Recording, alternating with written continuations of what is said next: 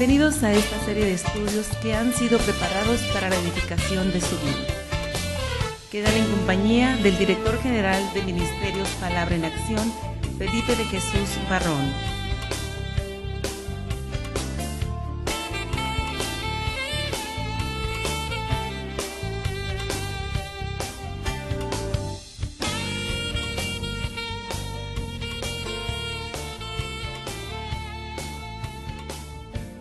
En esta tarde vamos a retornar al libro de Romanos y vamos a empezar a analizar el capítulo 2. Yo le he puesto por título a esta plática, Un Dios de juicio. El capítulo 1, versículo 18, dejó en nuestros pensamientos una idea muy clara. Dice que la ira de Dios viene revelándose desde el cielo contra toda impiedad e injusticia de los seres humanos que con su maldad obstruyen la verdad. Y toda vez que los hombres empiezan a obstruir el avance del proyecto de Dios, es por lógica que Dios debe de sentir una molestia. A pesar de tener un Dios nosotros de mucha misericordia, de mucho amor, causa un gran desafío nuestra desobediencia. Por mucho tiempo, en muchas ocasiones, hemos escuchado en personas, sin ningún fundamento bíblico, de que Dios no castiga. ¿Cuántos han escuchado eso? Es muy importante porque hoy vamos a empezar a analizar de que Dios muestra un enojo con aquellos que decíamos tratan de frenar su proyecto. ¿Por qué es que Dios debe de castigar a las personas? ¿Te has hecho esa pregunta? En ocasiones las personas creen que, en referencia que los padres que tuvieron, que si Dios castiga a alguien es porque tal vez llegó enojado, se enojó con su esposa, qué bueno que Dios no tiene esposa. O se enojó en el trabajo, qué bueno que Dios no necesita de los satisfactores que nosotros necesitamos aquí en la tierra. Y qué bueno que Dios siempre lo vamos a encontrar ecuánime, estable en sus emociones. Qué bueno. Entonces Dios debe de castigar a las personas que no entran en su proyecto por causa de aquellos que se esfuerzan como tú y como yo. Tú que te estás esforzando en tratar de vivir una vida distinta, en tratar de aplicar a tu vida los conceptos de Dios para una vida mejor, Dios te ve como una persona que empieza a caminar en perfección y justicia. Entonces, por tu causa es que Dios castiga a aquellos que no caminan. Vamos a darle más claridad en el desarrollo del tema. Para que se pueda establecer un juicio, que es el título de esta plática, es necesario entender que se debe de establecer la verdad, porque toda verdad produce un juicio. Escúcheme muy bien. Y el establecimiento no es otra cosa más de cómo se va esclareciendo o aclarando algo que a nosotros nos parece dudoso o a nosotros nos parece poco visible, nos parece poco entendible. Entendimos en 2 Corintios capítulo 3, versículo 14 al 17, de que cuando Cristo viene a la vida de una persona, si aquella persona tiene un corazón sincero para con Dios, si la persona tiene un corazón abierto, transparente, reconoce la soberanía de Dios y la soberanía de Cristo, entonces Cristo Jesús quita el velo que la persona tenía antes de conocerle. ¿Me entendió? Espero que sí, porque no son mis palabras, es lo que enseña la palabra, la Biblia. O sea, Cristo Jesús nos empieza a ilustrar. Y una vez que está en nosotros, empieza a descubrir tantas y tantas cosas que a nosotros nos parecía misterio. Si usted recuerda un poco aquellos que vienen de la religión tradicional, en los momentos de comunión, decían ellos, se habla mucho sobre los misterios. Se habla del misterio de la Trinidad. Se habla del misterio de la Virgen María. Se habla del misterio de la transformación del pan y del vino en sangre y en carne. Y así se hablan de muchos misterios. ¿Por qué? Porque en muchos de ellos, a pesar de tener un corazón limpio, honesto y sincero para con Dios, no están recibiendo la soberanía de Dios establecida en el corazón. Por lo tanto, el velo continúa. La palabra nos enseña en el versículo 17 de 2 Corintios 3, que donde está el Espíritu de Dios, ahí hay libertad. Entonces, ¿cómo pretendemos creer que una persona con religiosidad en su vida o profesando cualquier clase de doctrina sectaria aparte de Dios, cómo pretendemos que comprendan la palabra si no se han vaciado totalmente en esa sinceridad? No sé si te esté complicando, pero quisiera que me lo dijeras. Si la persona no tiene sinceridad en su corazón, para entrarle al ritmo, a la cuadratura, al mover de Dios, entonces que se olvide de tener verdad y libertad. Al inicio de esta serie, me hice una pregunta del por qué Pablo deseaba de ir a Roma. Claro, no es una pregunta que Dios me haya contestado, ni tampoco he sido tan insidioso en descubrir la razón. Pero quise tomar yo una analogía de muchas y tantas personas que por diversas razones se fueron a radicar a los Estados Unidos. Porque si te das cuenta, es la misma actitud. En ese tiempo decíamos que Roma era el imperio número 1 del mundo, como lo es hoy en este tiempo, entre paréntesis, los Estados Unidos. Entonces, las personas migran, ¿por qué razón? Por buscar una forma diferente de vida. ¿Por qué más migran las personas? Por economía, por seguridad. Dice, aquí hay mucho vandalismo, yo mejor me voy. ¿Por qué más migran? Porque se sienten que ya no pertenecen a esta clase de sociedad decadente y van a una más alta. Vean lo que pasa con muchos artistas o muchos empresarios. ¿Dónde viven? Hacia allá. Porque aquí ya vemos puro, como dijo doña ¿qué? Muchachos, ¿no?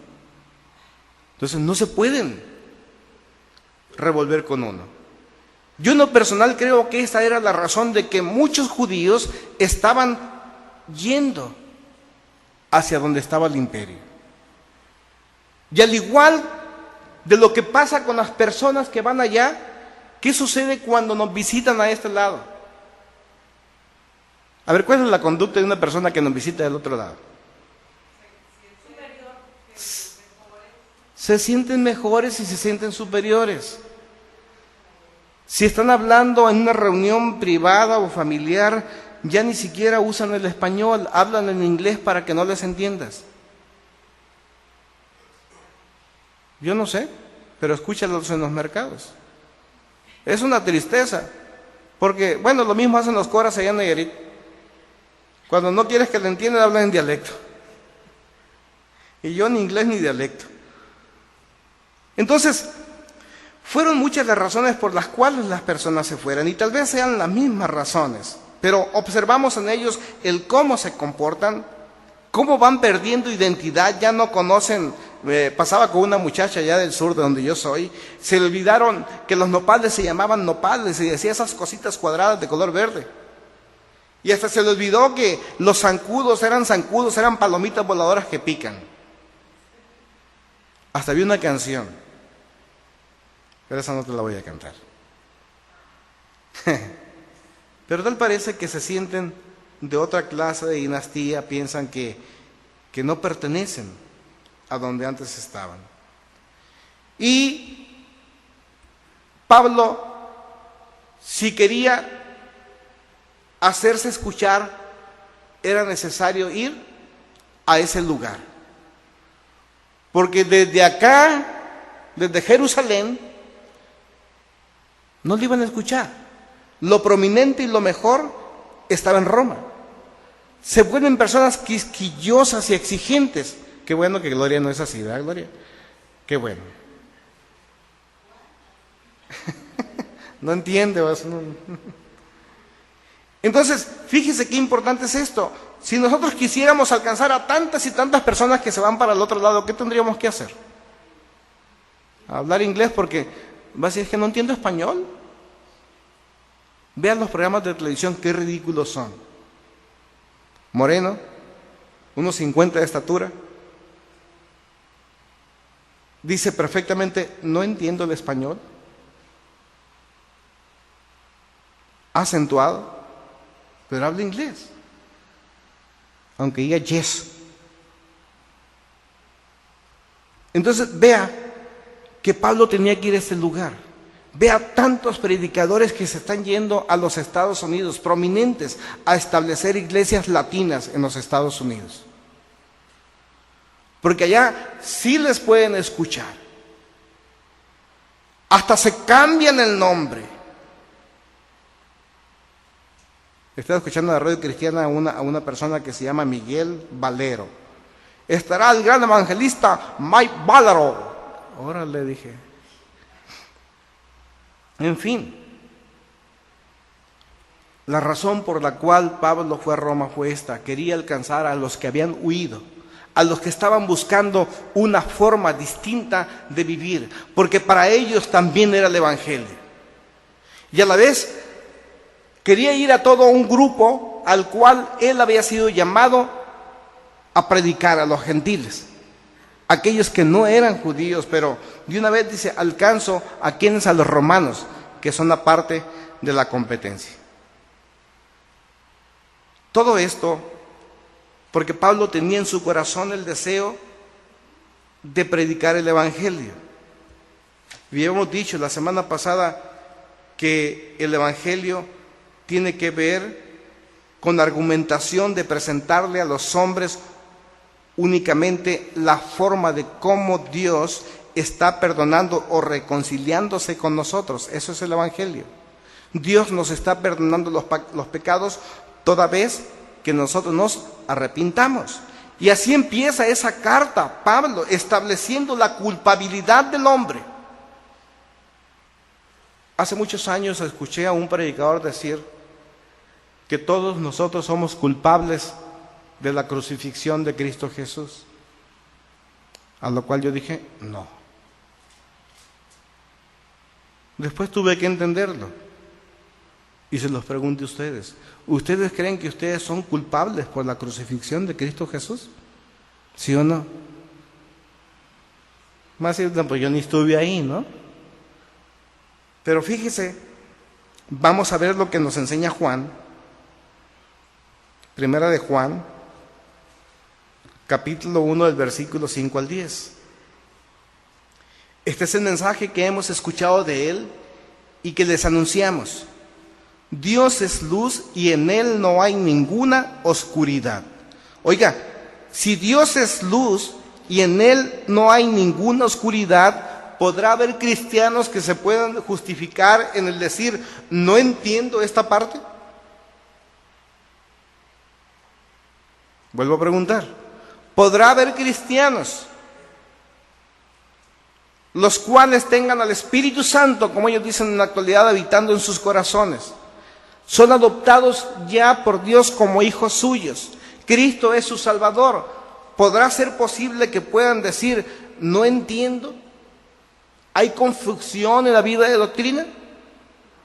No, no es justificable. Si hay estas áreas de confusión en la vida de un creyente, es porque su corazón no es verdaderamente sincero para con Dios.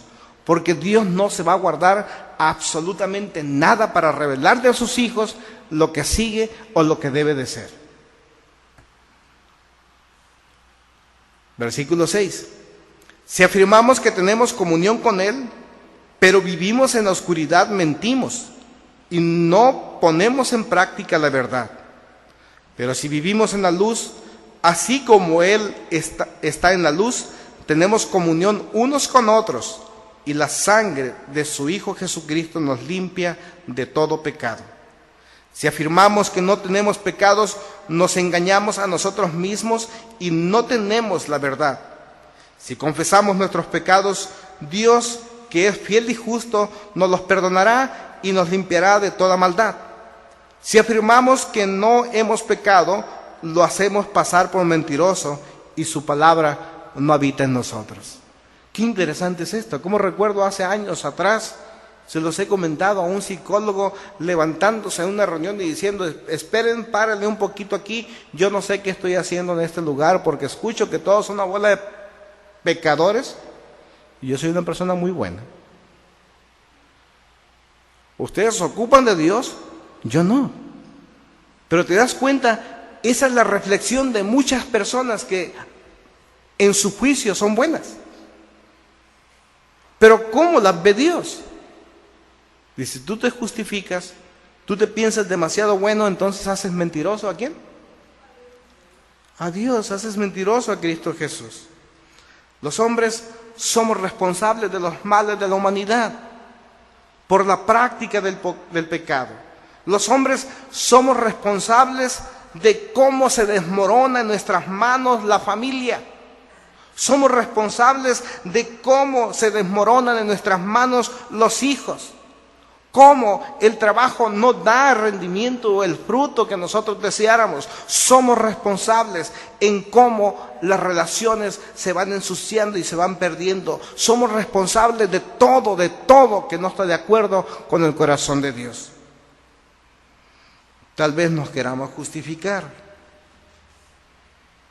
pero acuérdese que la desdicha, la infelicidad entró al mundo por el pecado del hombre.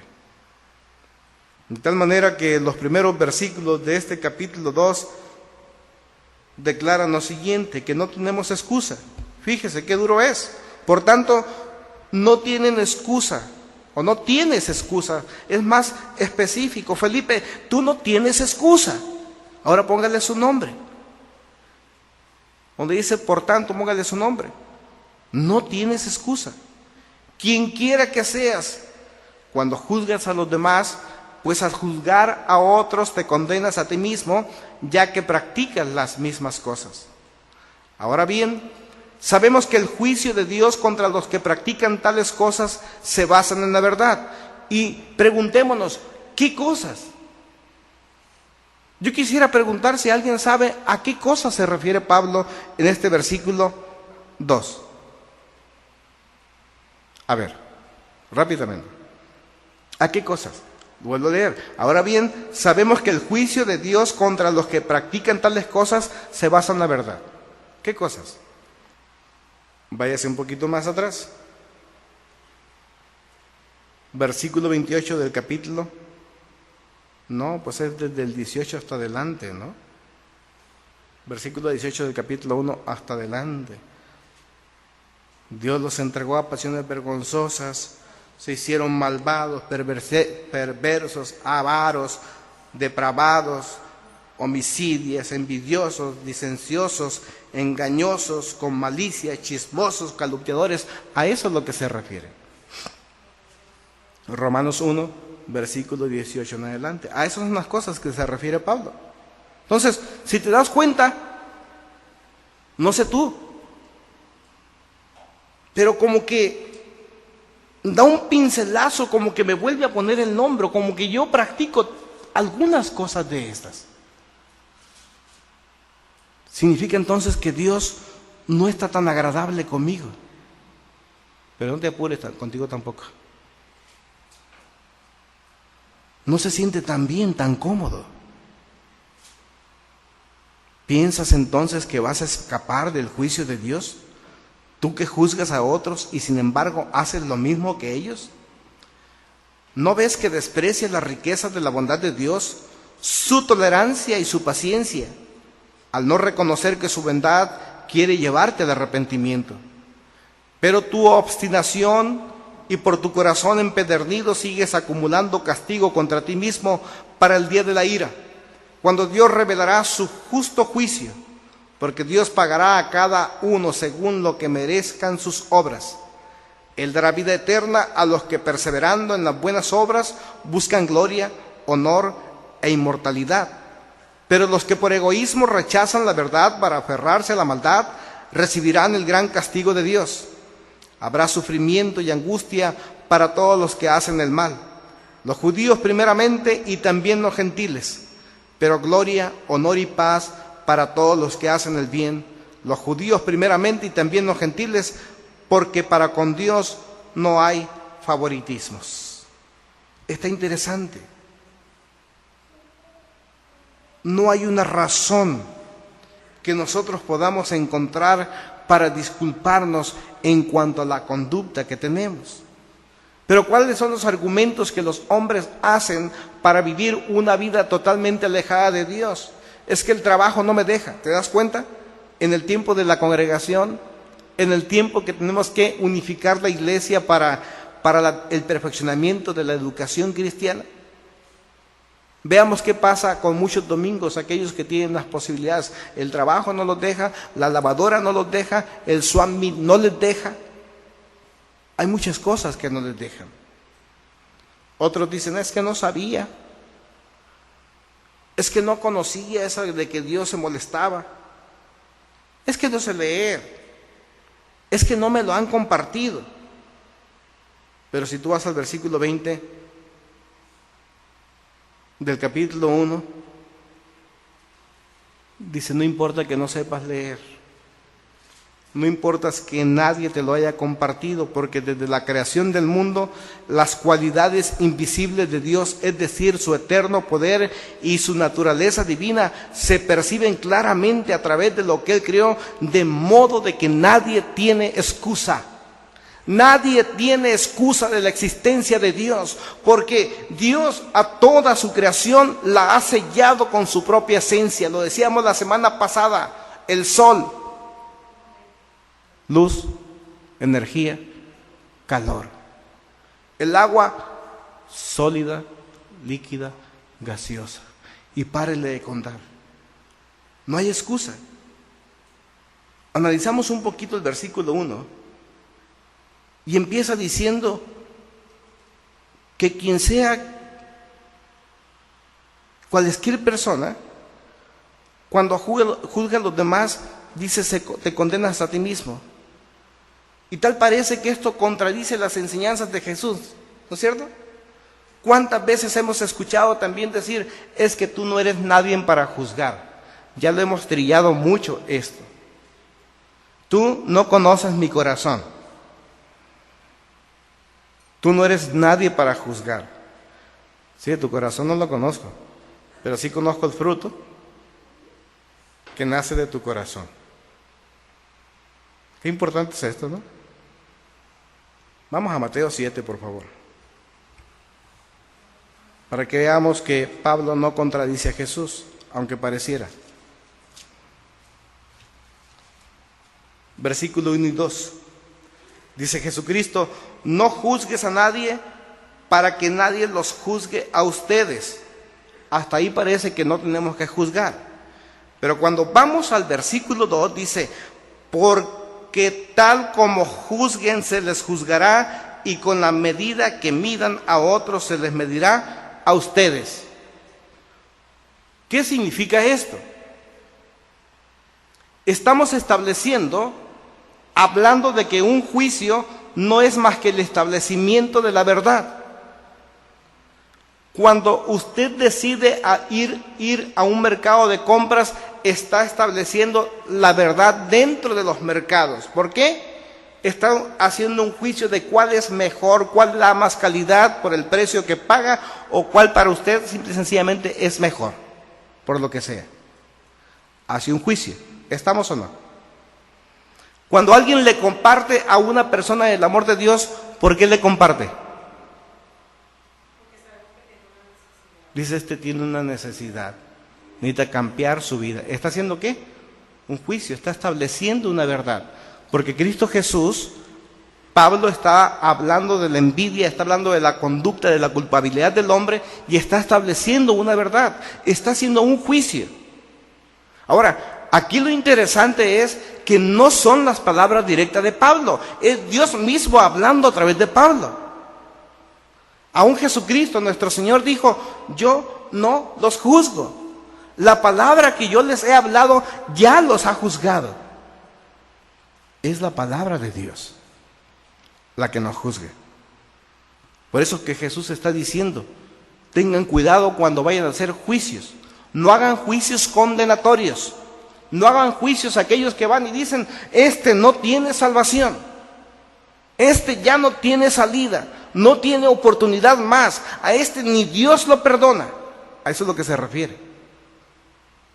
Juicios condenatorios. Este va directito al infierno. ¿Y qué dice Pablo en Romanos? ¿Qué acaso? Dice, desprecias las riquezas de la bondad de Dios, de su tolerancia y de su paciencia, al no reconocer que su bondad quiere llevarte al arrepentimiento. Todos mientras tengamos vidas tenemos oportunidades, ¿sí o no? Entonces, hoy que estamos teniendo el conocimiento de Dios, un conocimiento que tiene proyecto, cuando yo hago un juicio cargado de misericordia, porque necesito, requiero, me urge ayudar a las demás personas. Y como mi juicio es justo y es sano, va con el propósito de ayudar, entonces toda vez que a mí me van a juzgar, yo tengo una justificación del Padre. Porque con el juicio que juzgues será juzgado. Si tú juzgas con misericordia, Dios te va a juzgar a ti también con misericordia. Tú juzgas para amar, Dios te va a amar también.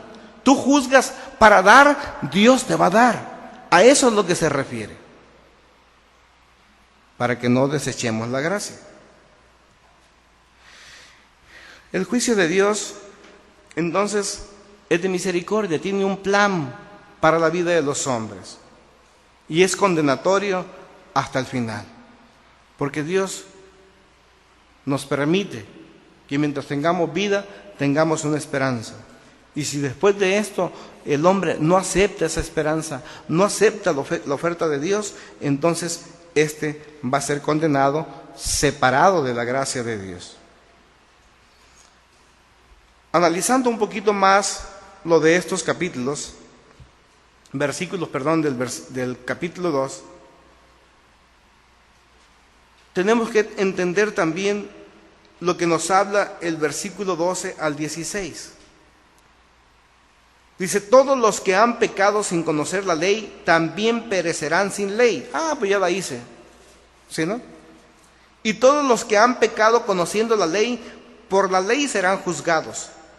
Porque Dios no considera justos a los que oyen la ley, sino a los que la cumplen. De hecho, cuando los gentiles que no tienen ley cumplen por naturaleza lo que la ley les exige, ellos son ley para ellos mismos, aunque no tengan la ley. Estos muestran que llevan escrito en el corazón lo que la ley exige, como lo atestigua su conciencia, pues sus propios pensamientos algunas veces los acusan y otras veces los excusan. Así sucederá el día en que por medio de Jesucristo Dios juzgará los secretos de toda persona, como lo declara mi evangelio. Qué interesante está esto. Cuando Dios establezca el juicio sobre las naciones, lo hará a través de su ley. No que tanto obra hicimos, sino que tanta justicia nosotros practicamos, que tanto nos esforzamos. Y aquellos que no hayan conocido de Cristo Jesús, aquellos que no se les haya compartido el evangelio, dice, pensarán que va a ser más fácil. No, porque ellos van a ser condenados con su propio dicho. ¿Qué te quiero decir? No sé si tú recuerdes, pero hace mucho tiempo, tal vez algunos de ustedes los educaron así, que cuando su palabra se comprometiera a algo, la llevaran hasta la culminación del cumplimiento. ¿Sí o no es cierto? Decían, la palabra vale. ¿Sí?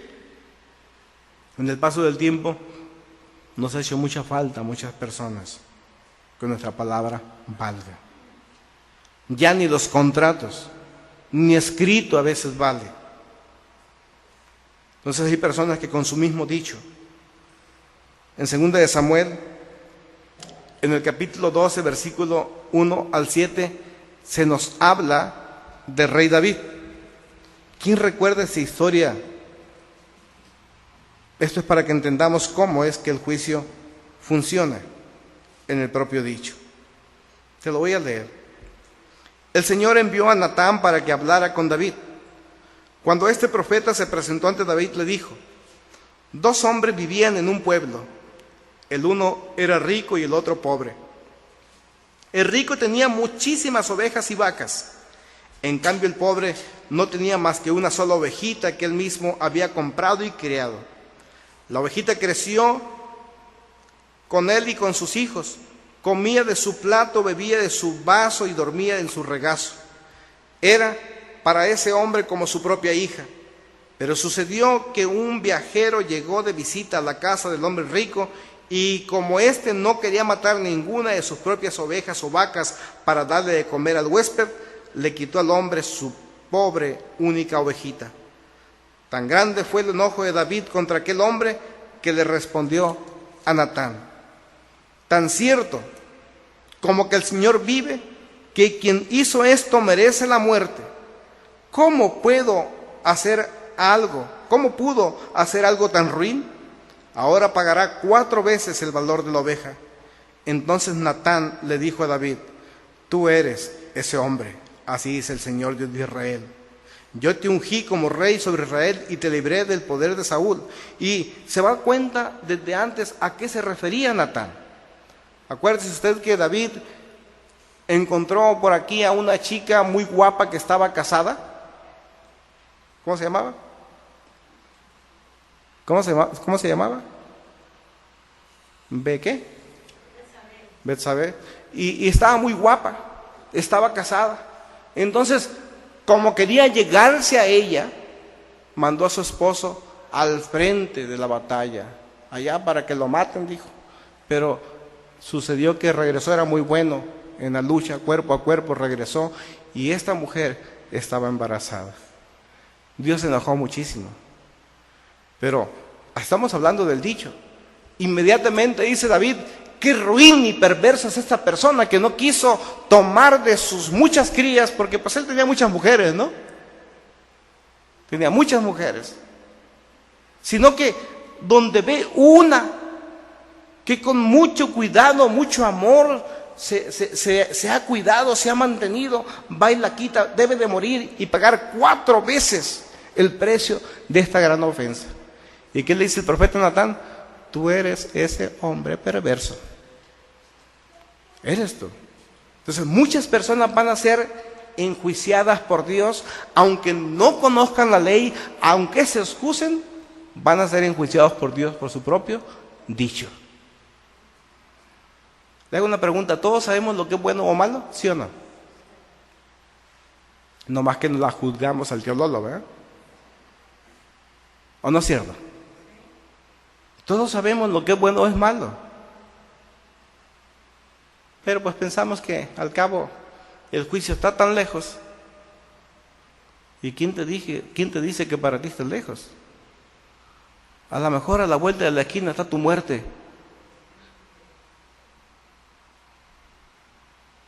¿Quién te dice que, jóvenes, quién les dice que vayan a llegar a los 20 años? ¿Quién me dice a mí que salga esta noche de este lugar? De aquí la gran importancia que tenemos de empezar a caminar con Dios. Descubrir que el carácter de la culpabilidad del hombre es algo que traemos en nuestras espaldas y que tenemos que descansar quitándonos todo ese peso. Porque no tenemos, ¿qué? Excusa. Es que era joven, Señor, y me quería divertir. Sí te puedes divertir como joven. El mismo escritor del libro de Eclesiastés lo dijo: joven, diviértete en tu juventud y tome placer tu corazón, pero ten presente que de todas las cosas te juzgará Dios.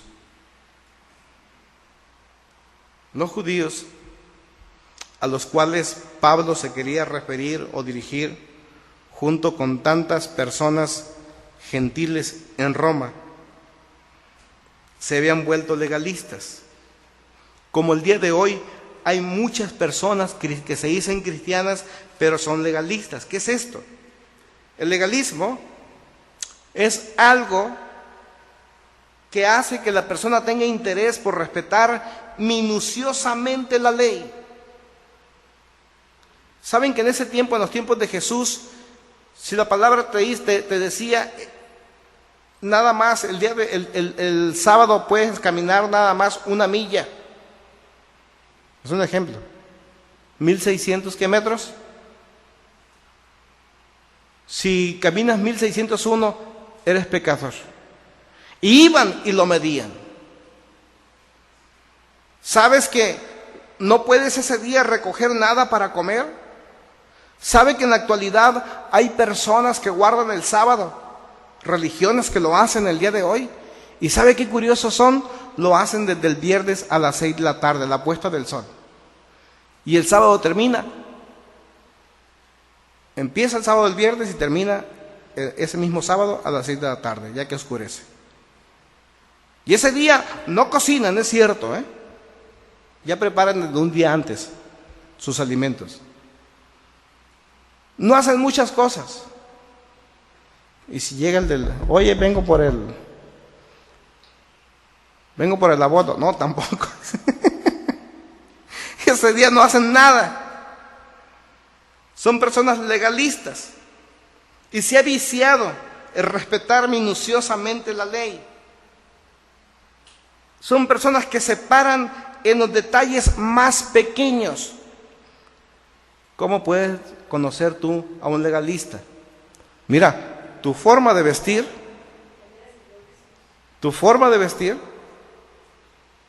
no te va a permitir llegar a Dios. Es el legalismo. O sea, tu forma de vestir, si te vistes diferente, como ellos piden, sí. No importa cómo esté el corazón. No importa la lengua que tengas.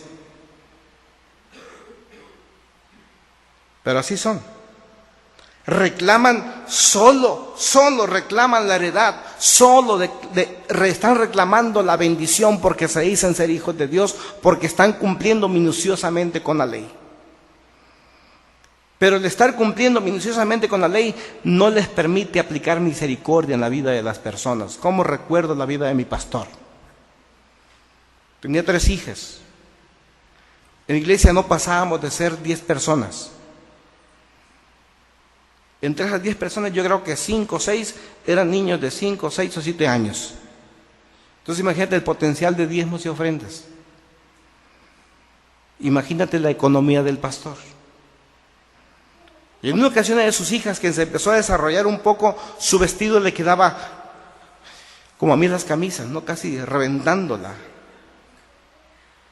Y aquel vestido que anteriormente había sido largo se empezó a subir porque ella empezó a crecer. Inmediatamente alguien que era parte también de nosotros en el grupo empezó a criticar.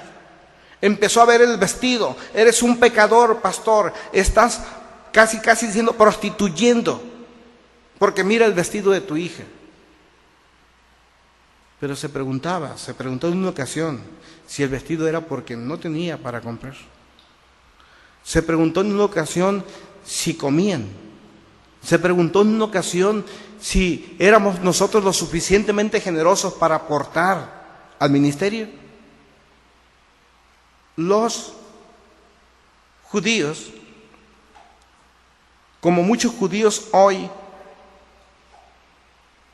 que se dicen ser cristianos, y usted los puede identificar por el legalismo, son gentes que se visten externamente, pero su corazón está podrido. Dijo Cristo Jesús, por fuera se ven muy bonitos, pero por dentro son sepulcros. Dice, ahora bien, dice el versículo 17, Tú que llevas el nombre de judío, que dependes de la ley, que te jactas de tu relación con Dios, que conoces su voluntad y sabes discernir lo que es mejor porque eres instruido por la ley, que estás convencido de ser guía de ciegos y luz de los que están en la oscuridad. Eres instructor de los ignorantes, maestro de los sencillos, pues tienes en la ley la esencia misma del conocimiento y de la verdad.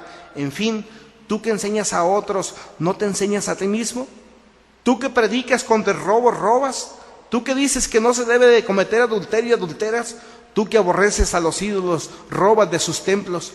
Tú que te jactas de la ley, deshonras a Dios quebrantando la ley. Así está escrito: por causa de ustedes se blasfema el nombre de Dios entre los gentiles. La circuncisión tiene valor si se observa la ley, pero si la quebrantas, viene a ser como un incircunciso. Por lo tanto, si los gentiles cumplen los requisitos de la ley, ¿no se les considera como si estuvieran circuncidados? El que no está físicamente circuncidado, pero obedece la ley, te condenará a ti, que a pesar de tener el mandato escrito y la circuncisión, quebrantas la ley. Lo exterior no hace a nadie judío, ni consiste la circuncisión en una señal en el cuerpo. El verdadero judío lo es en el interior, y la circuncisión es la del corazón, la que realiza el Espíritu, no el mandamiento escrito. Al que es judío, así lo alaba el Señor y no la gente. ¿Qué significa? ¿Somos nosotros judíos? Aunque debiéramos de hacerlo, si seguimos las ordenanzas del Señor. Porque se era judío, se tenía un valor como judío por el simple hecho de que Dios nos había llamado para ser sacerdotes, para ser un pueblo santo, para ser un pueblo que representara a Dios. Pero a ellos no les importaba representar el carácter de Dios, ni la naturaleza de Dios, ni las virtudes de Dios. Ellos lo que querían era únicamente la bendición. Por eso nos suena un poquito más entender lo que pasaba cuando los profetas se dieron a la luz. El pueblo no quiso escuchar la voz de Dios. Dijo: no, ve tú y tráenos, dinos lo que nos tengas que decir, nosotros lo hacemos. Lo que pase con el proceso no nos interesa, que Dios siga manifestando su bendición sobre nuestras vidas. Eso sí nos interesa. ¿Acaso no somos así nosotros en ocasiones? Deseamos la bendición de Dios, pero no queremos hacer el cambio interno.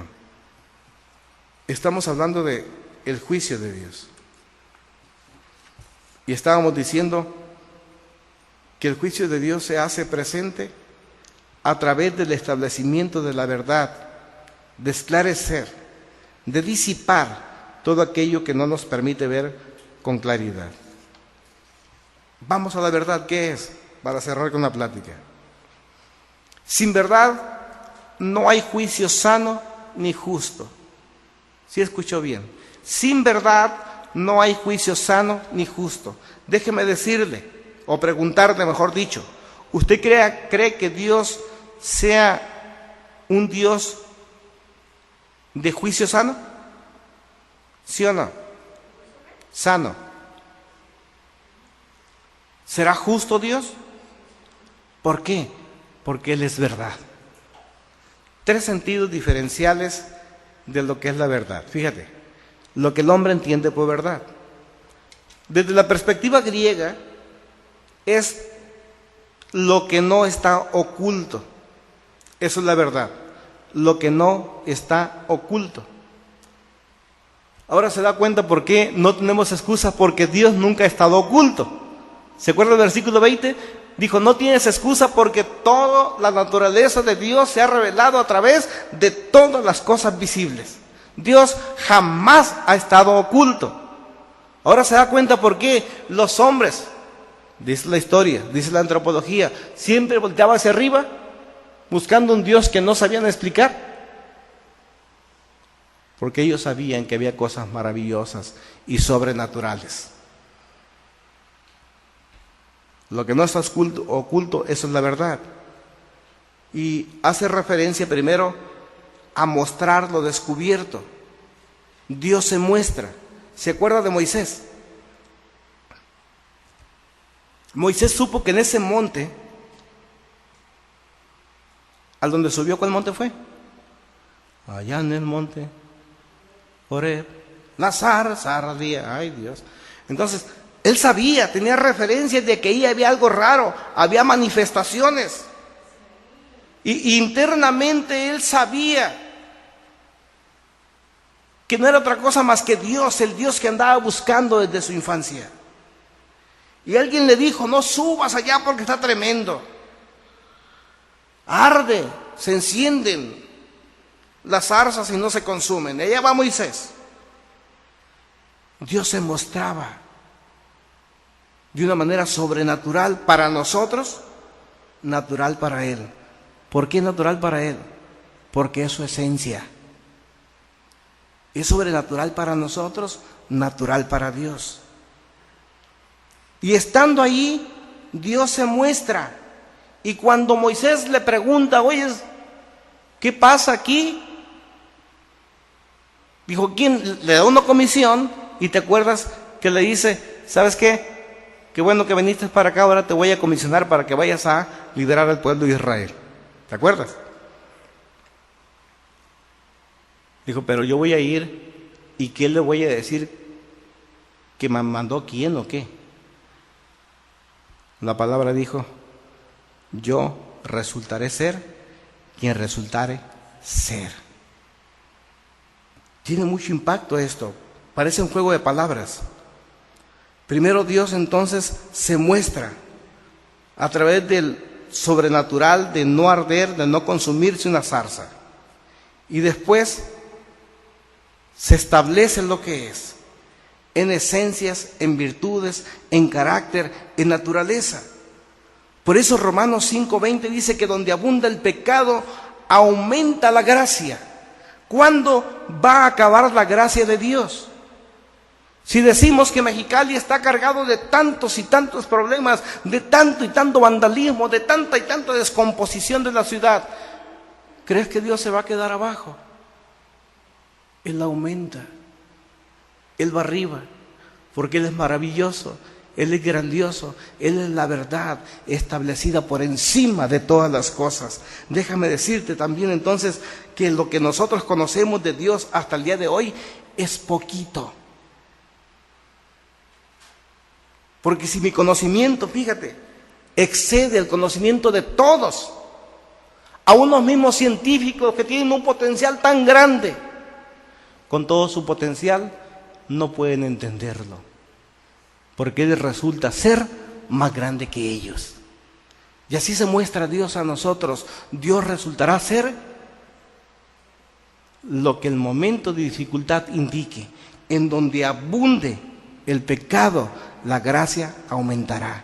Por eso es que no nos podemos explicar una persona totalmente separada de la sociedad, que nosotros podemos decir es basura, no tiene perdón de Dios, es un guiñapo, es lo peor de la sociedad, es podredumbre.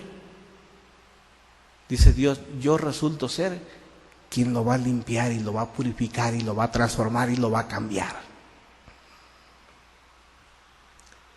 La segunda ilustración de la verdad en latín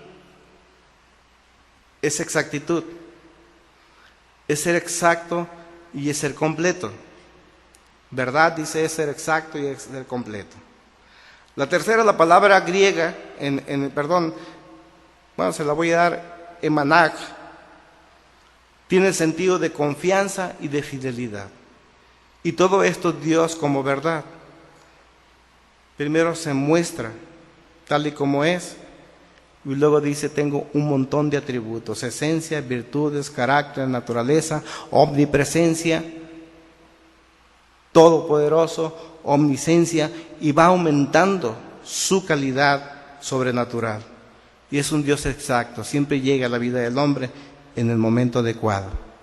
Es completo, a Dios no le falta nada, es perfecto. Y es una persona, Dios, en la cual podemos confiar nosotros todo el tiempo, y es fiel para cumplir sus compromisos, los compromisos que contrae con uno mismo. Es muy importante que podamos entender entonces la carta de los Romanos. Espero en Dios que en las siguientes pláticas vayamos fundamentando más para que podamos entender la razón por la cual fue a Roma. Preguntas, por favor, y contribuciones.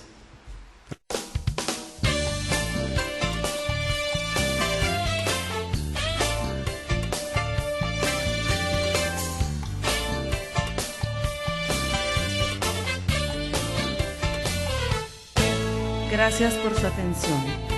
Si usted desea acudir a nuestro centro de estudios, estamos ubicados en Calafia 645, Centro Cívico Mexicali. O bien puede visitarnos en nuestra página de internet www.ministeriosPalabraenAcción.es.tl. Muchísimas gracias. Dios los bendiga.